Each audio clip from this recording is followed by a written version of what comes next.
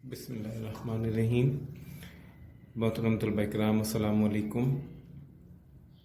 सबक आराम व सुकून की पढ़ाई रीडिंग हमने कंप्लीट कर ली थी, मुकम्मल कर ली थी। आज इसका ख़ुलासा और इसके मश्की सवालात करेंगे बेटा। और जैसा कि आप देख रहे हैं, ख़ुलासा आपके सामने तहरीर किया हुआ है, मैंने लिखा हुआ है, ये आपके सामने मौजूद है। इसकी एक मरतबा मैं रीडिंग कर रहा हूँ ताकि आप लोगों को समझ आ जाए।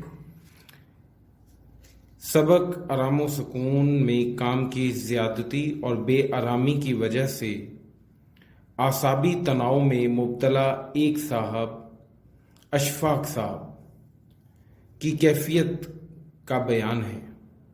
ठीक है। डॉक्टर चेक करने के बाद आराम तजवीज़ करता है और शोर गुल से परहेज करने का मशवरा देता है। डॉक्टर के जाने के बाद मियाँ को आराम पहुंचाने की बजाय बीवी खुद उसके लिए बेआरामी की वजह बन जाती है। शौहर आराम करना चाहता है तो कभी खाने का पूछती है तो कभी दबाने का पूछकर तकलीफ पहुंचाती है। फिर घंटी ढूंढने पर लंबी बहस की जाती है और नौकर की कमबख्ती आ जाती है। ये मामला अभी ख़त्म नहीं होता कि दरवाजे पर अचानक सक्का आ जाता है। सक्का मैंने आपको बताया था बेटा, माशकी को कहते हैं, पानी लाने वाले को।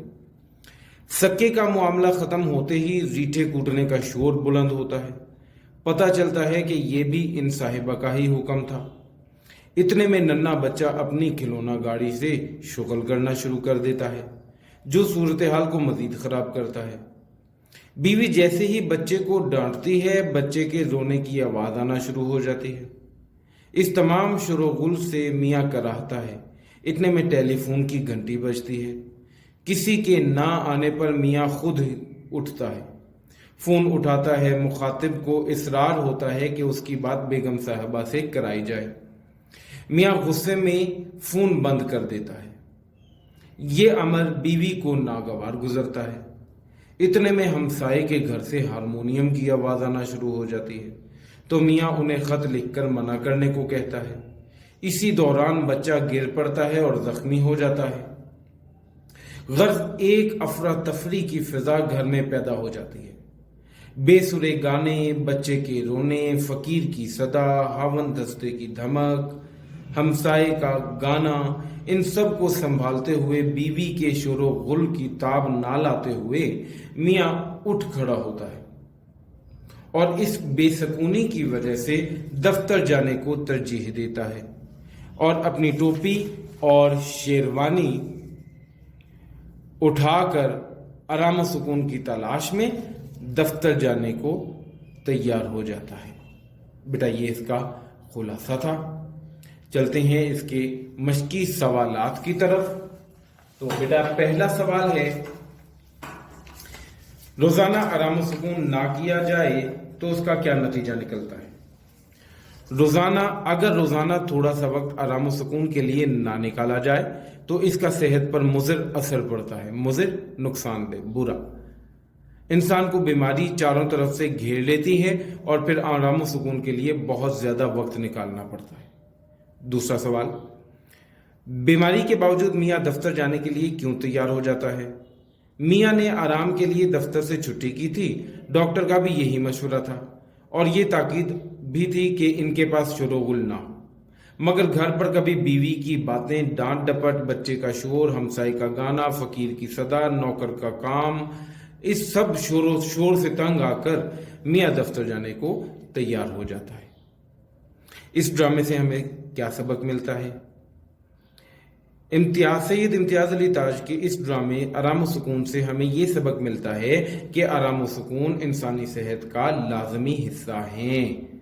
लिहाजा हमें खुद को बेपनाह मसरूफ नहीं रखना चाहिए और ये भी कि अगर कोई बीमार हो तो उसके आराम व सुकून का ख्याल रखना चाहिए।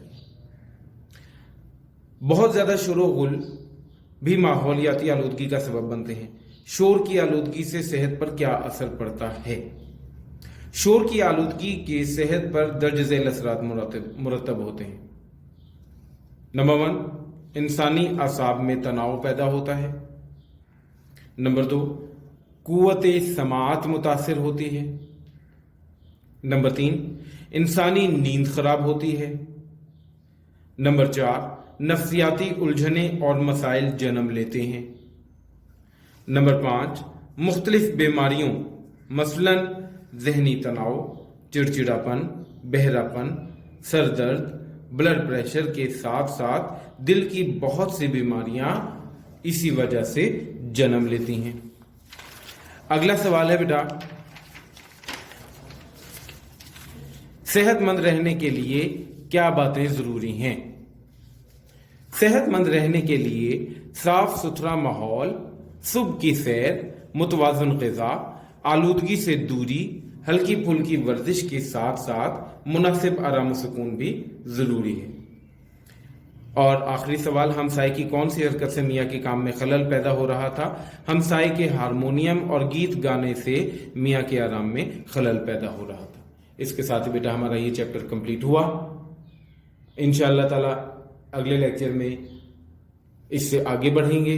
तब तक के लिए अल्लाह हाफिज।